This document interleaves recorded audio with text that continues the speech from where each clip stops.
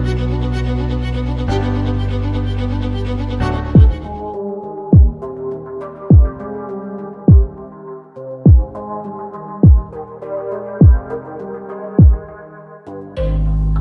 Everyone, welcome to this video.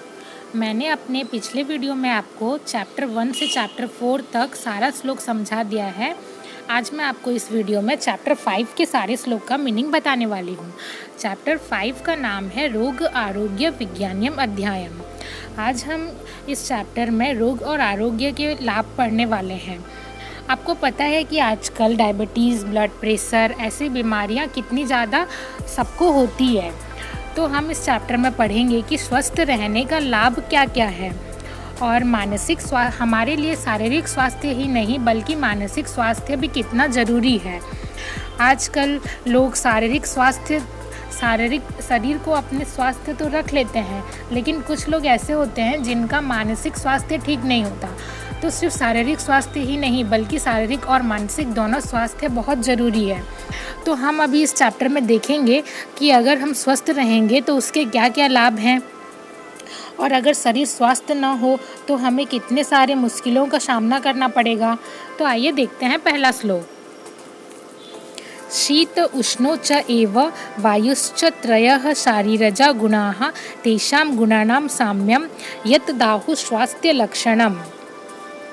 शीत उष्ण च एव वायुश्च, इसका मतलब है कि कफ, पित्त और वायु शरीरजा गुणः त्रयः, ये शरीर के 3 गुण हैं। मतलब कफ, वात, पित्त और कफ वे शरीर के 3 गुण हैं। तेषां गुणानां साम्यम यत् दाहु स्वास्थ्य लक्षणम, इन गुणों की जो साम्यावस्था होती है उसी को शारीरिक स्वास्थ्य कहते हैं। तेषां गुणानां साम्यम यत् दाहु स्वास्थ्य लक्षणम, मतलब वात, पित्त और कफ ये शरीर के 3 गुण होते हैं और इनकी जो समान अवस्था, साम्य अवस्था होती है उसी को शारीरिक स्वास्थ्य कहते हैं। आ जाइए नेक्स्ट श्लोक पर।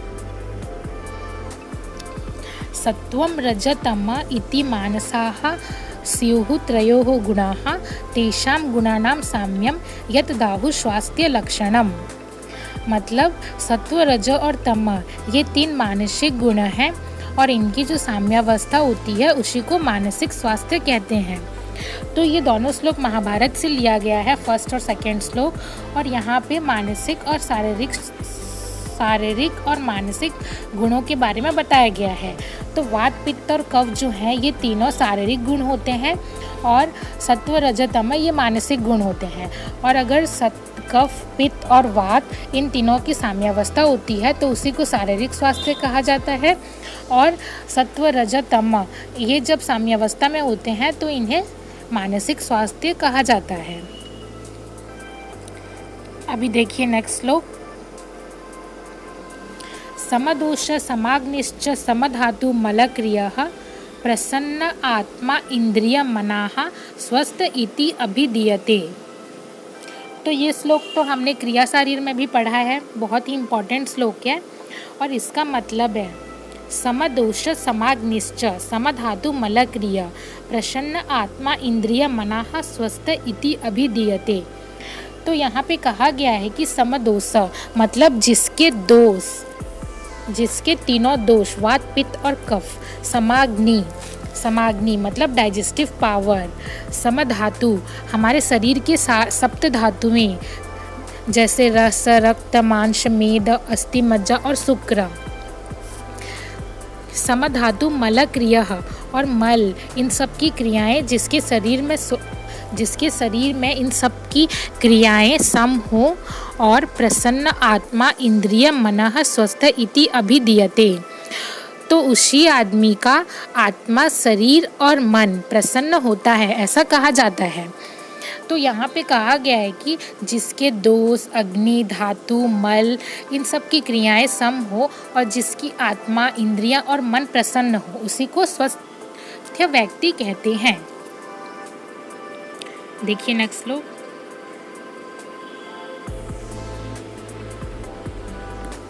विकारो धातु वैषम्यम साम्यम प्रकृति रुच्यते सुख संज्ञकम आरोग्यम विकारो दुखम एव च। तो ये श्लोक भी हमने बहुत बार सुना होगा। और ये श्लोक आचार्य चरक के द्वारा लिखा गया है। इस श्लोक में उन्होंने कहा है कि विकारो धातु वैषम्यम, मतलब जब धातु की विषमता होती है, मतलब धातु का जब एबनॉर्मल स्टेट होता है तो वो विकार का उत्पन्न करता है, मतलब डिजीज़ का उत्पन्न करता है। विकारो धातु वैषम्यम, मतलब जब रस आरस रक्त आदि ये सब धातुएं का वैषम्य होगा तो विकार की उत्पत्ति होगी। साम्यम प्रकृति रुच्यते, और जब सारे धातुएं दोष इनकी साम्यावस्था होगी तो स्वास्थ्य होगा, मतलब शरीर स्वस्थ रहेगा। सुखम संज्ञकम आरोग्यम विकारो दुखमेव च, इसका मतलब है कि अगर हम आरोग्य रहेंगे तो हम सुखी रहेंगे, और अगर हमारे शरीर में बीमारी होगी, विकार उत्पन्न होंगे तो हम दुखी रहेंगे, सुखी हम नहीं रह पाएंगे। विकारो धातु वैषम्यम साम्यम प्रकृति रुच्यते, सुख संज्ञकम आरोग्यम विकारो दुखमेव च, मतलब जब शरीर के वात पित्त कफ ये सारे दोष साम्य अवस्था में रहेंगे, रस रक्त ये सब धातुएं जब साम्य रहेगी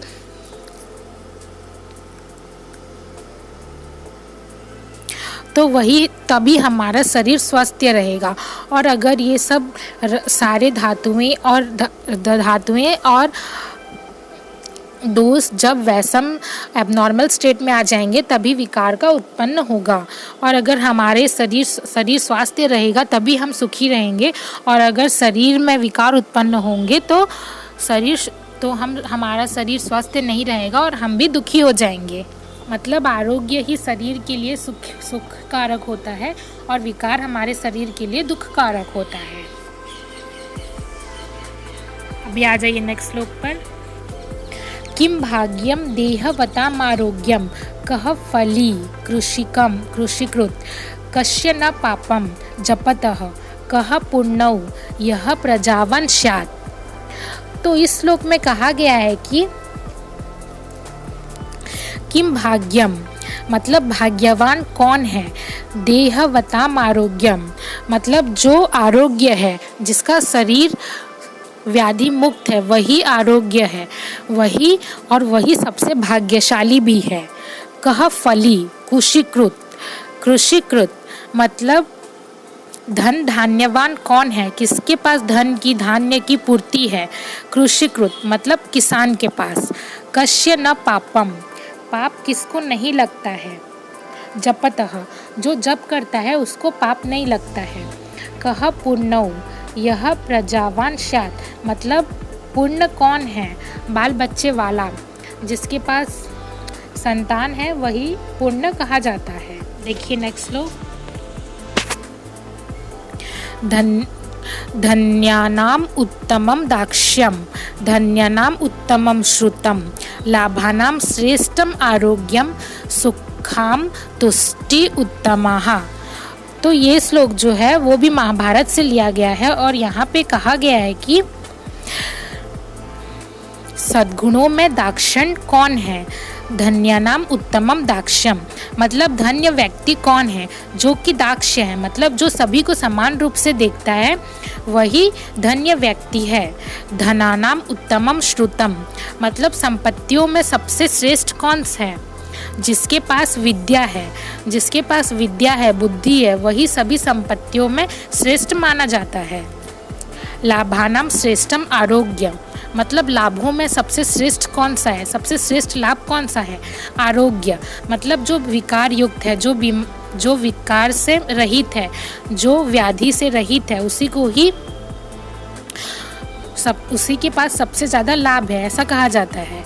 सुखम तुष्टि उत्तमाः, मतलब सब सुखों में सबसे ज़्यादा श्रेष्ठ कौन सा है, तुष्टि, मतलब संतुष्टि होना, मन में अगर संतुष्टि हो तो वही सबसे ज़्यादा सुखी कहलाता है। ये नेक्स्ट लो।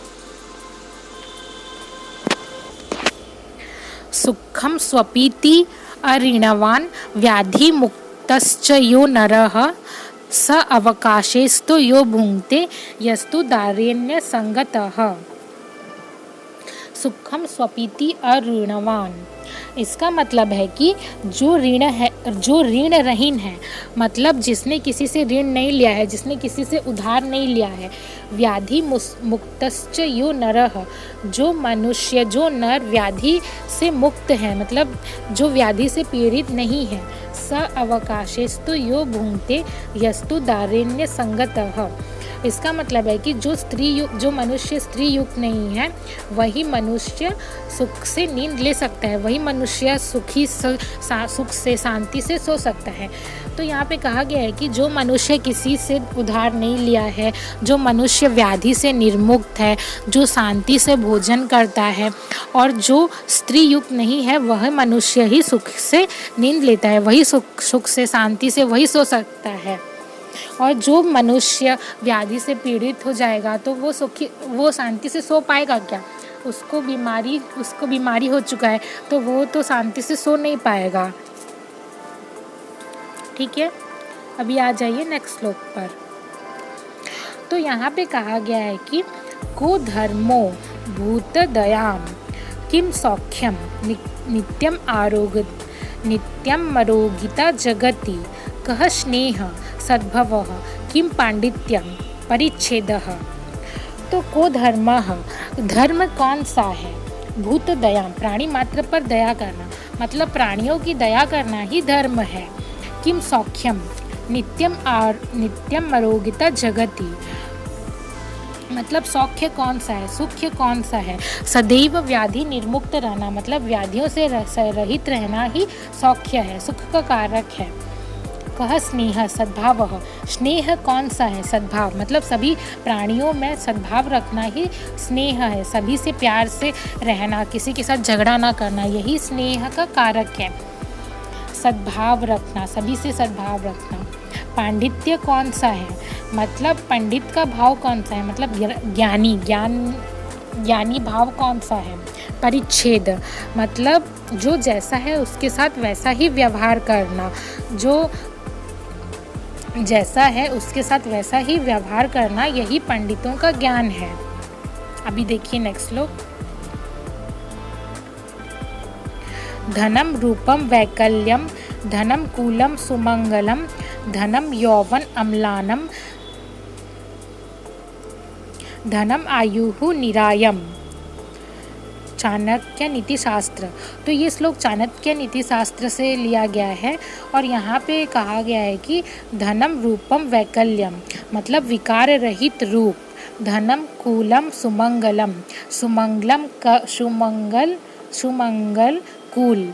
धनम यौवन म्लानम, मतलब म्लानता रहित यौवन, मतलब स्फूर्तिशील यौवन, मतलब बिना बीमारी, बिना कुछ व्याधि के हमारे यंग एज। धनम आयु निरामयम, और निरोग जीवन, यही हमारा धन है। तो ये श्लोक में कहा गया है कि हमारे लिए धन कौन सा है? तो विकार रहित रूप, मतलब शरीर में कुछ भी, हमारे रूप में कुछ भी विकार न आना, विकार रहित रूप। सुमंगल कुल, अच्छे कुल में जन्म होना। म्लानता रहित यौवन, बिना बीमारी के फुर्ती से हमारी यौवन कटे।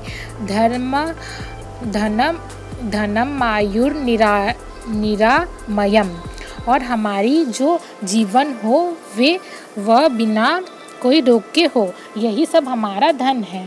देखिए नेक्स्ट श्लोक। अर्थागमो नित्यम अरोगिता च प्रिया च भार्या प्रियवादिनी च वस्यः च पुत्रो अर्थकारी च विद्या षड्जीवलोकस्य सुखानि राजन। तो यहाँ पे 6 सुख के बारे में बताया गया है। ये श्लोक महाभारत से लिया गया है और यहाँ पे कहा गया है कि अर्थगामो, मतलब धन की प्राप्ति। नित्यम अरोगिता, हमेशा शरीर का स्वस्थ रहना। प्रिया च भार्या प्रियवादिनी च, मतलब जिसकी पत्नी मधुर भाषिणी हो, जो अच्छी अच्छी बातें करती हो, किसी से झगड़ा ना करती हो। वयसः च पुत्रो, मतलब जिसका पुत्र आज्ञाकारी हो। अर्थकारी च विद्या, पुत्र के पास ऐसा विद्या हो कि वो धन का उत्पादन कर सके, धन की कमाई कर सके। षड जीव लोकस्य सुखानि राजन, मतलब यहाँ पे कहा गया है कि हे राजा, धन की प्राप्ति होना, सदैव शरीर का स्वास्थ्य रहना, मधुर भाषिणी प्रिय पत्नी का होना, आज्ञाकारी पुत्र का होना और धन उत्पादक विद्या का होना, यही सब संसारी जीवन के छह सुख हैं। यहाँ पे और एक श्लोक दिया हुआ है जो कि महाभारत से ही लिया गया है। यहाँ और एक श्लोक दिया गया है जो कि सुश्रुत महर्षि जी ने कहा है। यहाँ पे महाभारत लिखा हुआ है पर यह श्लोक सुश्रुत जी ने कहा है। यहाँ पे भी जीवन के 6 सुख के बारे में बताया गया है। देखिए, आरोग्यम अनृणयम अभिप्रासः सद्बुद्धिः मनुष्यः सह संप्रयोगः स्वप्रत्यया वृत्ति अभितवासः षड्जीवलोकस्य सुखानि राजन, मतलब यहाँ पे भी जीवन के 6 सुख के बारे में बताया गया है। और यहाँ पे कहा गया है कि आरोग्य कर्ज रहित जीविका के लिए दूर न जाना पड़े, सदैव सज्जन पुरुषों का साथ रहे, मन के अनुरूप जीविका हो, भय रहित निवास हो, ये सब जीवन के 6 सुख हैं। देखिए, आरोग्यम मतलब कोई व्याधि रहित न हो। अनृणयम अभिप्रासः मतलब आपको अपने जीविका के लिए कहीं दूर देश में जाना ना पड़े। सद्बुद्धि मनुष्य, सारे मनुष्यों के साथ सद्बुद्धि मतलब सज्जन मनुष्य के साथ रहना। स्वप्रत्यया वृत्ति अभितवासः मतलब आपके मन के अनुरूप ही जीविका हो, आपको जैसे अपने जीवन को जीने का मन है आप वैसे ही जी रहे हो। षड जीव लोकस्य सुखानि राजन, तो ये सब जो है वो हमारे जीवन के 6 सुख हैं। अभी देखिए हमारा ये श्लोक, नेक्स्ट श्लोक। आरोग्यम विद्वता सज्जन मैत्री महाकूले जन्म स्वाधीनता च पुंसां महादेव महत ऐश्वर्यम विना अपि अर्थे ही। तो यहाँ पे बताया गया है कि यहाँ पे हमें ऐश्वर्य के बारे में बताया गया है कि हमारे लिए ऐश्वर्य कौन सा है। आरोग्यम मतलब वही व्याधि से मुक्त रहना, विद्वता सज्जनों से मित्रता करना, महाकुले जन्म मतलब अच्छे कुल में जन्म होना, स्वाधीनता च पुंसाम मतलब स्वाधीन होकर अपने सारे कार्य करना। तो यहाँ पे कहा गया है कि आरोग्य, विद्वता और सज्जनों से मित्रता रखना, अच्छे कुल में जन्म लेना, ये सब जो है ये धन के बिना भी ऐश्वर्य है। मतलब अगर किसी के पास धन नहीं है और वो आरोग्य है, वो सज्जनों से मित्रता रखता है, अच्छे कुल में जन्म हुआ है, तो भी उसके लिए ऐश्वर्य है। ठीक है, अभी देखिए हमारा नेक्स्ट श्लोक। सुभिक्षम कृषके नित्यम सुखम रोगिणी भार्या भर्तुः प्रिया यस्य तस्य नित्यम उत्सवम गृहम। तो यहाँ पे कहा गया है कि सुभिक्षम कृषके नित्यम मतलब किसान के घर में हमेशा सुभिक्ष रहता है। मतलब किसान जो है वो धान उगाता है तो उसके घर में हमेशा सुभिक्ष रहता है, उसके घर में हमेशा धन की और धान्य की दोनों की पूर्ति रहती है। नित्यम सुखम अरोगिणी, और जो आरोग्य है मतलब जिसके शरीर में कोई रोग नहीं है, जो स्वस्थ है, उसको हमेशा सुख मिलता है। नित्यम सुखम अरोगिणी मतलब जिसके शरीर में कोई भी रोग नहीं है वो हमेशा सुखी रहता है। भार्या भर्तुः प्रिया यस्य तस्य नित्य उत्सवम गृहम मतलब जिसकी पत्नी होती है, जिसकी पत्नी प्रिय होती है, उसके घर में हमेशा सुमंगल रहता है। मतलब जिसकी पत्नी प्रिया होती है, अच्छे से सभी के साथ बातचीत करती है, वह उसके घर में हमेशा मंगल रहता है, उनके घर में हमेशा सुख रहता है। देखिए नेक्स्ट श्लोक। यथा नेच्छति निरोगः कदाचित् सुचिकित्सकं तथा अपद्रहितो राजा सचिवं नाभिवांछति।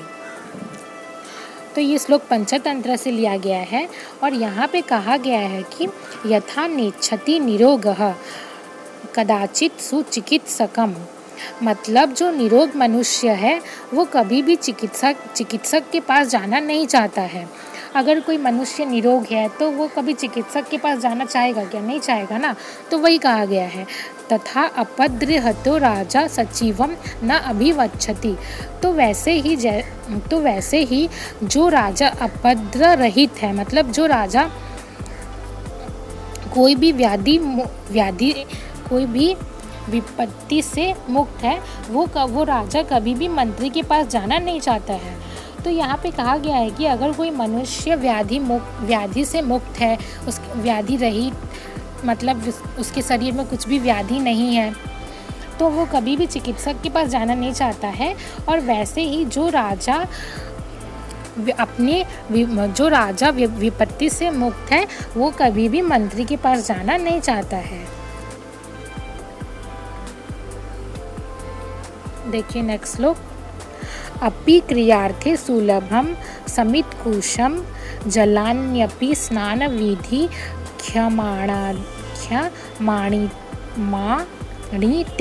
क्षमाणिते अपि स्वशक्तया तपसि प्रवर्तसे शरीरमाद्यं खलु धर्म साधनम। तो यहाँ पे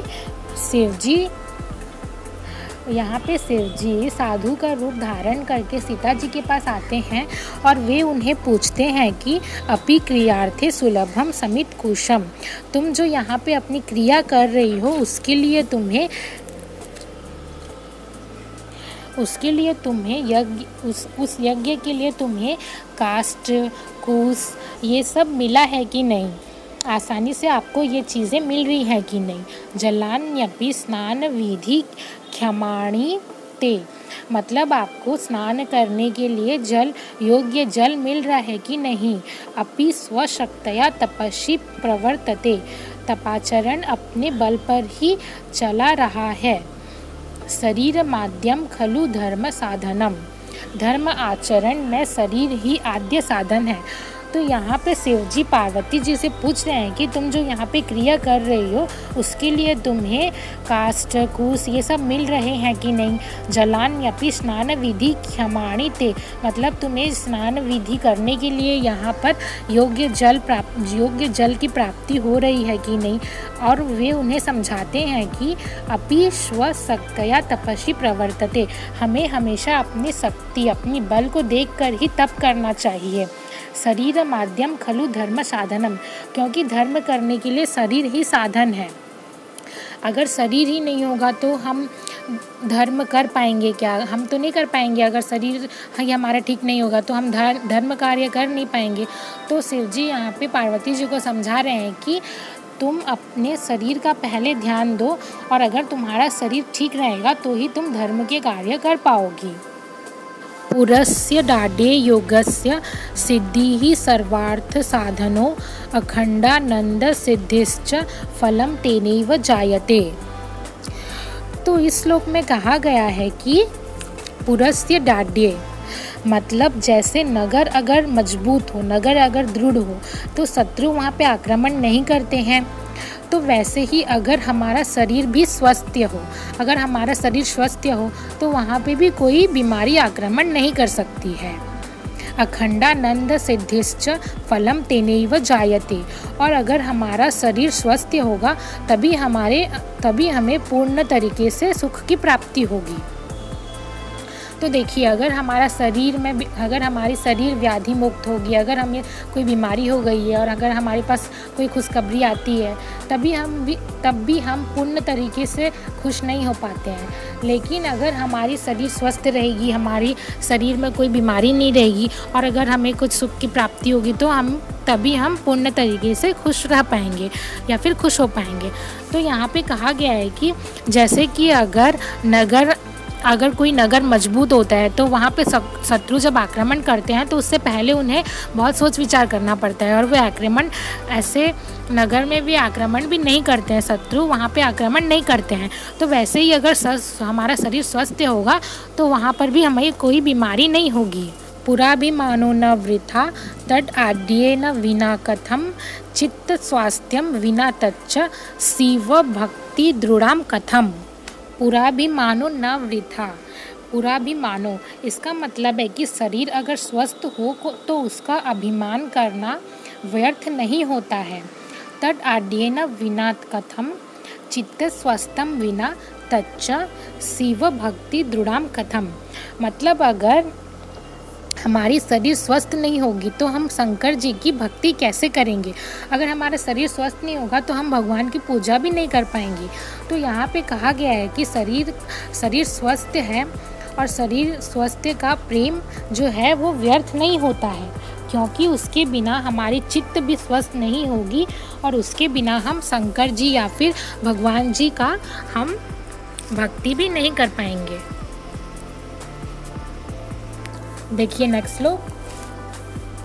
सर्वमेव परित्यज्य शरीरम अनुपालयेत् शरीरस्य प्रणष्टस्य सर्वमेव विनश्यति। इसका मतलब है कि हमें सभी चीज़ों का त्याग करके सबसे पहले हमें अपने शरीर का रक्षण करना चाहिए, क्योंकि शरीर अगर नष्ट हो जाता है तो हम और कुछ भी कार्य तब नहीं कर पाएंगे और शरीर का ध्यान रखना ही हमारा सबसे पहला कार्य है। नेक्स्ट श्लोक देखिए। दानम धर्मश्च विद्या च रूपम शीलम कुलम तथा सुखम आयुर्यशश्चैव नव गोप्यानि यत्नः। तो ये श्लोक चाणक्य नीति से लिया गया है, चाणक्य नीति शास्त्र। और यहाँ पे कहा गया है कि हमारे जीवन के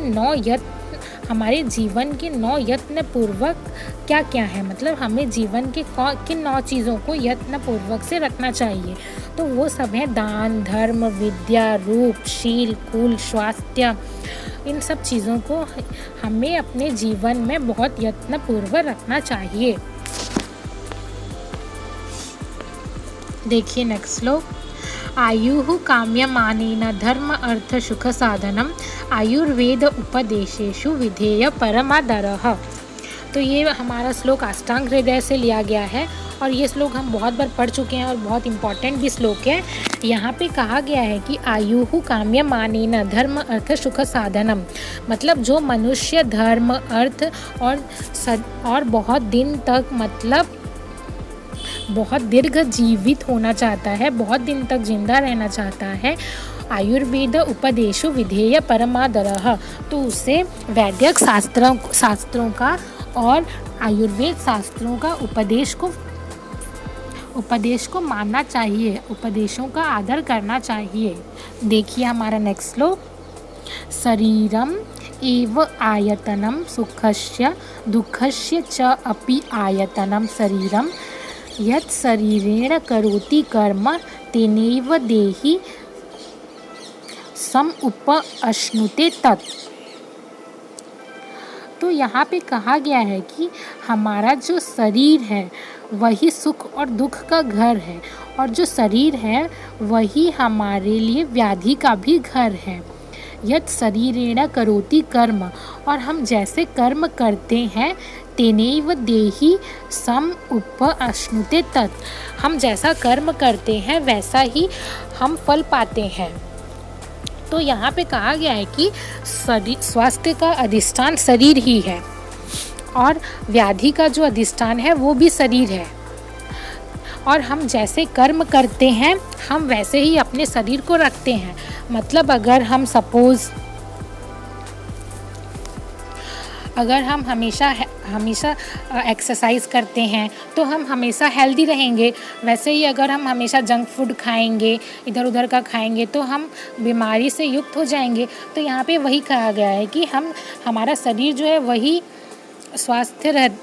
स्वास्थ्य का अधिष्ठान है। मतलब हमारा शरीर जो है वही सुख के लिए हमारा घर है और रोगों का अधिष्ठान भी शरीर ही है। और अगर हमारा जो शरीर है वो रोगों का अधिष्ठान भी है और वो हमारे ऊपर निर्भर करता है कि हम उसे कैसे रखना चाहते हैं। हम उसे स्वस्थ रखना चाहते हैं या फिर हम उसे रोगों का घर बनाना चाहते हैं। देखिए नेक्स्ट श्लोक। शारीरो मनसो वा अपि कच्चित् एनं न बाधते संतापो वा अभितापो वा दुर्लभम ही सदा सुखम। तो ये श्लोक रामायण से लिया गया है और यहाँ पे राम जी अपने पिताजी से पूछते हैं कि पिताजी, यहाँ पे राम जी पूछते हैं कि पिताजी कोई शारीरिक या मानसिक व्याधि से तो पीड़ित नहीं है। संतापो व अभितापो वा मतलब उनको अभी कोई कष्ट तो नहीं है। अभितापो मतलब उनको अभी बाद में कुछ कष्ट देने वाला या अभी कुछ कष्ट देने वाला कोई बीमारी तो नहीं है। मतलब अभी उनको कोई शारीरिक या कोई मानसिक ऐसा कोई व्याधि तो उनको नहीं है। दुर्लभम ही सदा सुखम मतलब हमारे लिए सर्वदा शरीर को स्वस्थ रखना भी दुर्लभ है। मतलब यहाँ पे राम जी पूछते हैं कि पिता को कोई शारीरिक या फिर मानसिक व्याधि तो नहीं है, उन्हें कोई ऐसी बीमारी तो नहीं है कि उन्हें पीड़ा दे रही हो। संताप मतलब उन्हें ऐसा कुछ तो नहीं है जो उन्हें अभी कष्ट दे रहा हो। अभिताप मतलब उन्हें ऐसा तो कुछ कष्ट नहीं है जो कि उन्हें ऐसा तो कोई मानसिक कष्ट नहीं है जो कि उन्हें बाद में कष्ट दे सकता हो। दुर्लभम ही सदा सुखम मतलब हमारे लिए सिर्फ शारीरिक स्वास्थ्य ही ज़रूरी नहीं है बल्कि हमारे लिए मानसिक स्वास्थ्य भी बहुत ज़रूरी है और हमारे शरीर को सदैव व्याधि निर्मुक्त रखना बहुत ही दुर्लभ है। ये नेक्स्ट श्लोक। कस्य दोषः कुले नास्ति व्याधिना को न पीडितः केन न व्यसनं प्राप्तं श्रियः कस्य निरंतरा। तो यहाँ पे प्रश्न पूछा गया है कि किसके कुल में दोष नहीं पाया जाता है। ऐसा कौन है जो कि व्याधि से मुक्त होगा। ऐसा कौन है जो कभी आपत्ति से पीड़ित नहीं हुआ होगा। ऐसा कौन है जिसकी संपत्ति शाश्वत है। मतलब ऐसा कोई भी नहीं है जो कि आज तक कभी व्याधि से पीड़ित ना हुआ हो। ऐसा कोई भी नहीं है जिसका संपत्ति हमेशा के लिए ही उसके पास रहे। देखिए नेक्स्ट श्लोक। आत्मानमेव मन्यते कर्तारं सुख दुःखयोः तस्मात् श्रेयस्करं मार्गं प्रतिपद्येत न त्रसेत। तो इस श्लोक में कहा गया है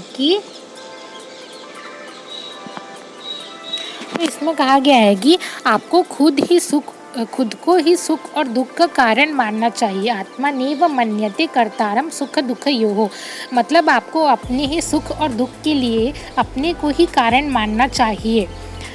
तस्मात् श्रेयस्करम मार्गम प्रतिपद्येत न त्रिषेत और आप श्रेयस्कर पाथ का अवलंबन करो मतलब श्रेयस्कर मार्ग को आप फॉलो करो।